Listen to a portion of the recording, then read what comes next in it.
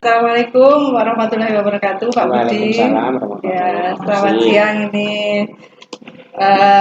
Bagaimana kabarnya ini, Pak Budi? Alhamdulillah kami sehat, keluarga di rumah sehat, keluarga Ya, saya juga sehat, Mbak. ya, alhamdulillah.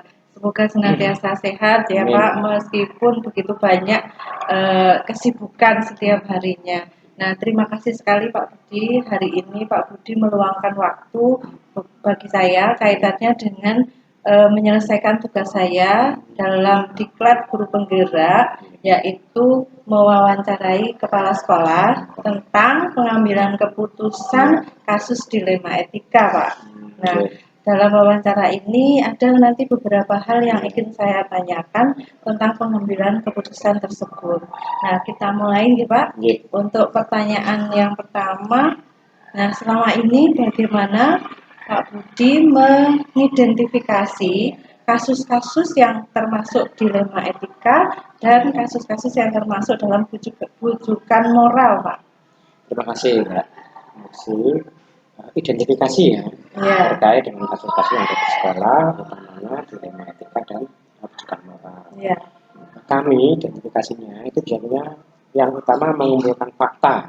Fakta-fakta ini bisa dari kasus, kalau itu melibatkan anak ya kita gali dari anak. Kalau itu terkait dengan pihak luar atau pihak lain, ya pihak lain kita undang untuk mengklarifikasi kasus tersebut sehingga ini masuk kategori yang dilema etika atau yang ini termasuk rujukan moral. Nah, otomatis nanti langkah-langkahnya juga berbeda. Itu, Mbak. Ya. Berikutnya Pak.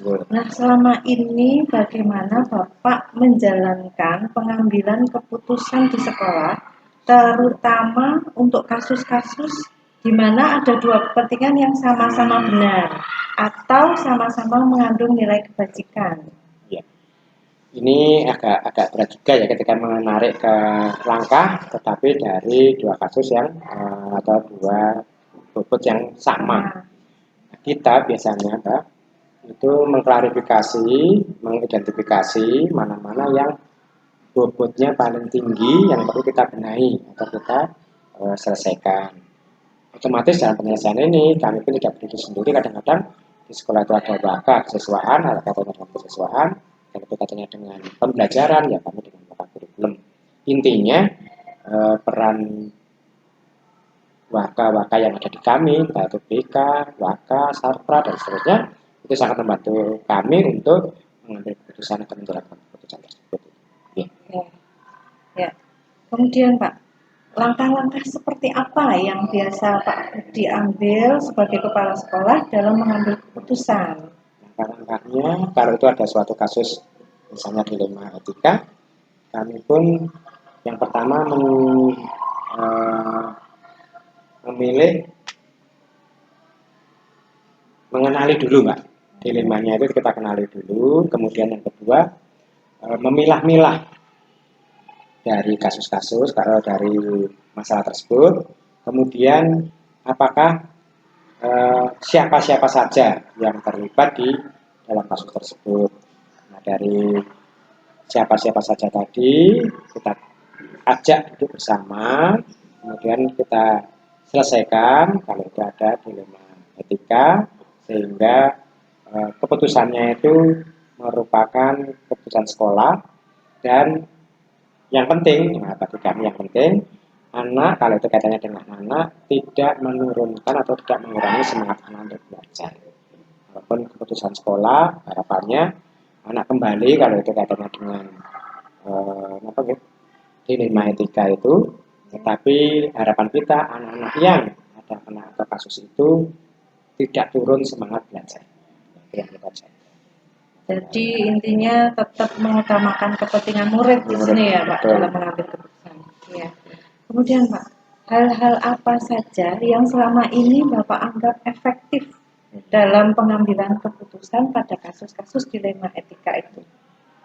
Itu tadi musyawarah, tapi sebelumnya didahului dengan memilah-milah, termasuk menghadirkan siapa-siapa yang terlibat untuk duduk bersama, kemudian mengklarifikasi kasusnya. Harapannya semuanya terurai dengan gamblang dan keputusan itu tidak salah langkah. Kami pun tidak berdiri sendiri, tetapi dibantu oleh stakeholder yang ada di sekolah. Gitu.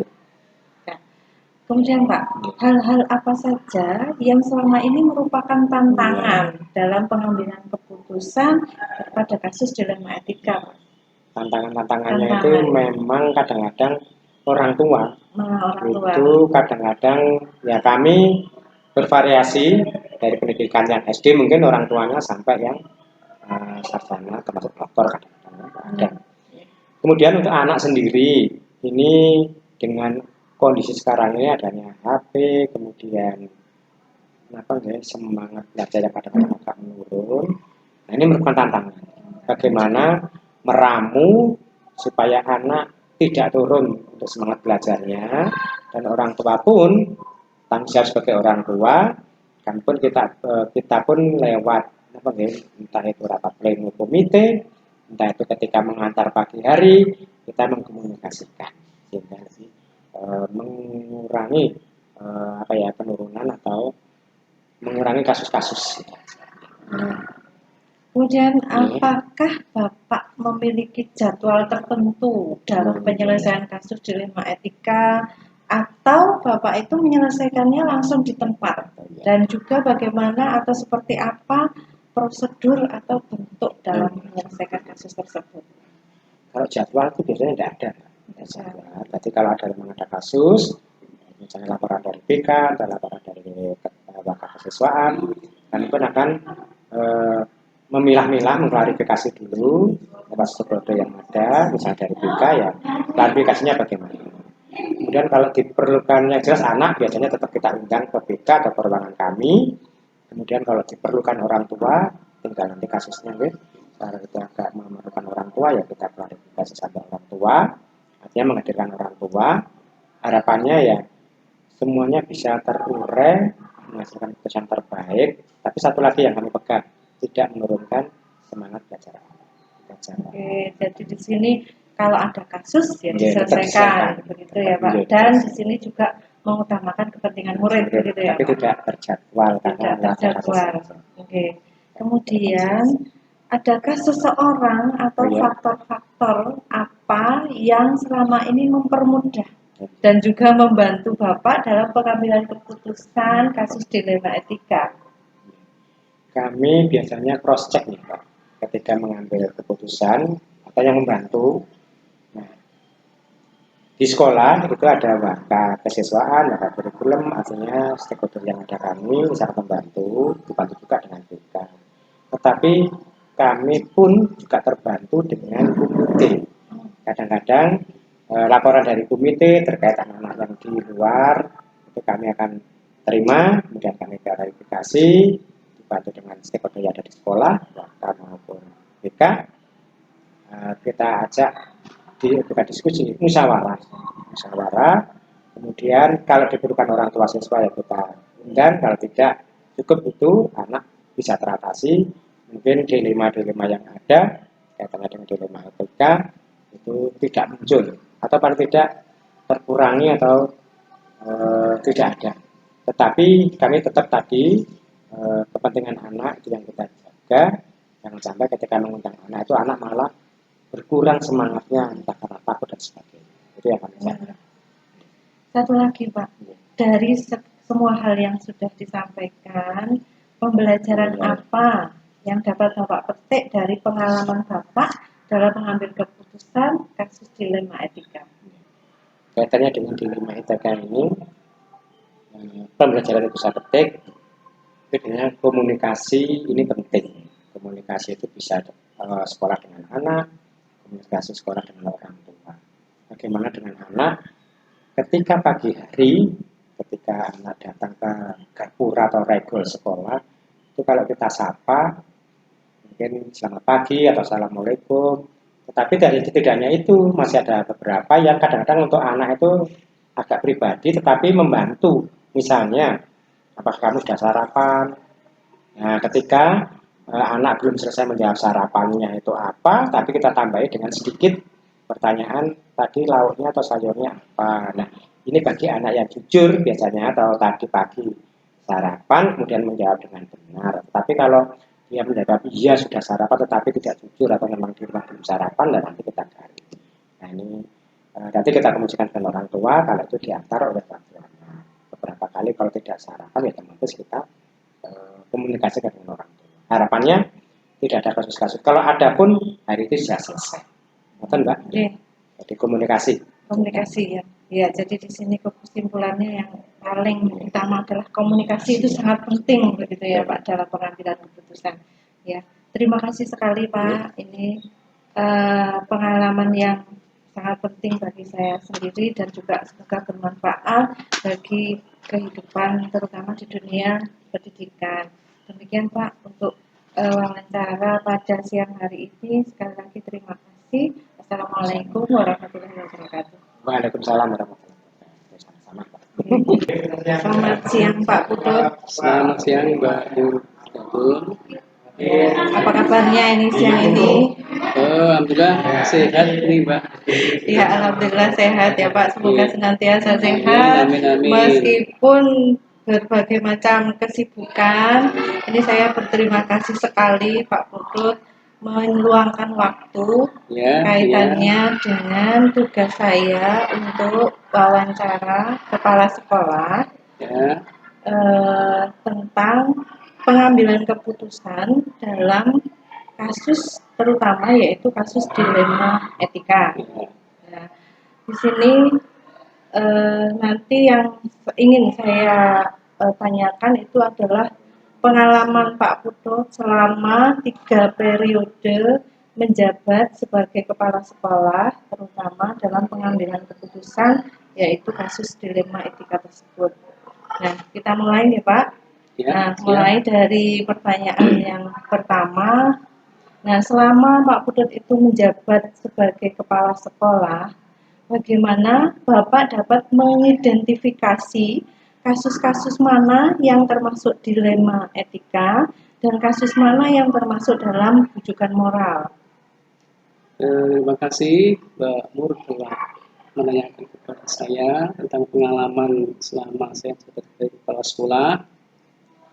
Jadi kalau kasus dilema etika itu ya mungkin sama seperti kasus yang rujukan moral itu hampir sama. Jadi saya pokoknya komunikasi dengan yang bermasalah terkait. Jadi kalau siswa dengan orang tua, itu saya melibatkan kesiswaan karena yang menyangkut kesiswaan, dan dengan masyarakat ya dengan komite. Itu yang saya lakukan selama ini. Terima kasih. Oke. Ya, berikutnya Pak, dalam pengambilan keputusan tersebut, terutama kasus-kasus di mana ada dua kepentingan yang benar-benar, yang keduanya sama-sama benar atau sama-sama mengandung nilai kebajikan. Nah, bagaimana langkah Bapak dalam mengambil keputusan dalam kasus tersebut? Ya, terima kasih.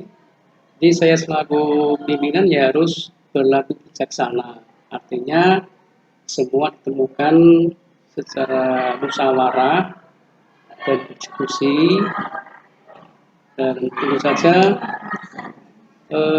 kita mengambil yang paling urgen nanti, mana yang paling prioritas yang harus kita selesaikan secara bersama-sama. Artinya tidak ada yang dirugikan antara kedua belah pihak atau antara masyarakat dengan sekolah. Terima kasih. Terima kasih Pak. Jadi dalam pengambilan keputusan yang utama di musyawarah dulu ya Pak. Ya, setelah itu diambil keputusan yang paling urgen, dan di sini keputusan itu diharapkan tidak merugikan satu atau yang lainnya. Ya. Nah, menurut Bapak dari pengalaman Bapak selama menjabat kepala sekolah, langkah-langkah seperti apa yang biasa Bapak lakukan dalam mengambil keputusan? Terima kasih. Langkah-langkahnya itu ya sederhana sekali sebenarnya. Jadi mengundang beberapa pihak yang bermasalah, terus yang kedua kita konfirmasi apakah itu betul atau tidak tentang masalah itu. Yang ketiga, itu kita temukan, kita temu solusi yang terbaik, harus kita putuskan. Walaupun di situ ada beberapa yang kurang bijak, mungkin ada yang dirugikan, itu sudah biasa, karena selama ini ya masalah itu ada yang betul, ada yang tidak, itu sudah biasa. Terima kasih. Oke. Ya, jadi dalam langkah-langkah yang biasa Bapak lakukan itu pertama ini mengundang pihak yang terkait, kemudian klarifikasi Ya. tentang kasus tersebut dan mengambil solusi yang terbaik dari kasus tersebut. Ya. Nah, hal-hal apa saja yang selama ini Bapak anggap efektif dalam pengambilan keputusan kasus-kasus dilema etika? Kalau menurut saya, karena ini kasus yang ya kan, dilema etika itu kasus yang benar lawan benar ya Mbak ya. Iya, Itu harus hati-hati. Pertama hati-hati. Dan harus bijaksana, karena kalau kita lihat itu, karena ini kasusnya yang merasa benar, gak ada yang disalahkan, kan kita harus ya mengambil suatu keputusan yang sebenarnya berat ini Pak, tapi harus kita lakukan demi jalannya suatu kebijakan di sekolah itu. Ini yang saya lakukan sebelum. ya. Kasih. Kemudian dari hal-hal yang sudah terdapat kasus selama ini ya, hal-hal apa saja yang selama ini menurut Bapak itu sebagai tantangan dalam pengambilan keputusan kasus-kasus dilema etika? Di tantangannya jelas ya, karena kita itu pimpinan punya resiko Mbak, jelas akan dimusuhi. Yang pertama akan dimarahi dan akan dibenci, jelas itu, karena resiko terbesar dari suatu masalah kan seperti itu. Dan apalagi ya jabatan Mbak, itu yang nanti kasus yang sudah berat itu jabatan itu sebagai taruhan sebagai pimpinan. Terima kasih. Kemudian Pak, apakah dalam penyelesaian kasus tersebut, apakah Bapak itu memiliki jadwal tertentu atau Bapak itu langsung menyelesaikan di tempat tersebut? Dan jika memiliki jadwal tertentu, bentuk atau prosedur yang Bapak lakukan itu seperti apa? Ya, terima kasih. Jadi kalau jadwal tidak ada Mbak, karena yang namanya kasus itu tidak bisa terencana. Iya. Jadi munculnya itu kan ya insidental artinya itu tidak terencana, sehingga ya kalau menurut saya selagi kita mampu ada kasus ya kita selesaikan secara cepat. Misalnya saya itu sudah sering itu cepat, karena kalau nanti tidak selesai cepat, sesuatu itu akan diperbesar, akan membesar lagi, akhirnya kan malah tambah berat untuk sesuatu itu seperti itu. Walaupun ini kasus yang benar, tapi kita selesaikan secara cepat, akhirnya kan ya, kalau sudah cepat ya kita solusi dengan baik. Ya, kalau mengenai tadi apa? Mengenai prosedurnya itu ya bentuknya ya apa ya? Bentuknya, maksudnya bentuk apa? Bentuk dalam langkahnya itu. Iya. Apa ya? Ya ini legowo ya, saling legowo, saling menerima hasil keputusan walaupun ada yang dirugikan. Iya. Terima kasih Pak.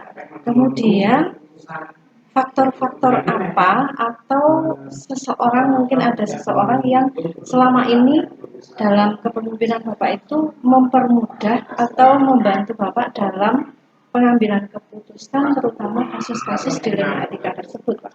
Kalau masalah apa, faktor-faktor ya tentang komunikasi tadi, komunikasi terus komunikasi tentang terus stakeholder yang di situ, mungkin apa SDM-nya kan juga kita perlu ketahui ya, dimana kalau suatu instansi atau suatu pendidikan yang SDM-nya itu bagus, insya Allah kondusif dimanapun. Tapi tetap ada masalah, Mbak. Nggak mungkin ada masalah. Karena sekolah itu juga banyak masalah, tapi kita harus selesaikan dengan cepat. Ya, jadi yang di sini yang selama ini mempermudah dan membantu tetap adalah komunikasi dan stakeholder yang ada begitu ya Pak ya. Ya. Kemudian dari hal-hal yang sudah disampaikan tadi ya Pak, kira-kira pembelajaran apa yang dapat Bapak petik pada saat Bapak itu mengambil keputusan tentang dilema etika? Terima kasih. Jadi hal yang saya dapatkan itu tentang cara atau solusi yang terbaik dalam membuat kebijakan itu harus hati-hati, Pak. Jangan sampai kita pimpinan itu artinya ya tidak bijaksana dalam mengambil sesuatu yang penting. Yang kedua tentang ini kita harus jalin suatu komunikasi yang bagus terhadap bawahan yang penting komunikasi. Jadi kalau segala sesuatu itu kalau ada masalah tetap kita ada komunikasi. Dan tentu saja ya satu rohni juga, jangan sampai kalau komunikasi kan lewatnya jauh kan, kita harus silaturahmi. Jadi kalau ada sesuatu yang lama kan ikut guru ya atau apa kan bisa silaturahmi ke rumahnya, anaknya juga kita mau ada silaturahmi. Terima kasih. Terima kasih sekali Pak. Jadi dari pembelajaran ini saya simpulkan kembali. Jadi dalam pengambilan keputusan di sini hal yang bisa kita petik terutama harus hati-hati, begitu ya Pak. Hati-hati. Kemudian juga komunikasi yang baik itu sangat dibutuhkan. Dan satu lagi adalah silaturahmi itu yang sangat penting juga ya Pak. Nah, demikian Pak untuk wawancara tentang pengambilan keputusan terutama materi dilema etika. Saya berterima kasih atas waktu yang disempatkan oleh Pak Putut. Semoga bermanfaat bagi saya sendiri maupun juga bagi teman-teman yang lain. Terima kasih Pak. Terima kasih.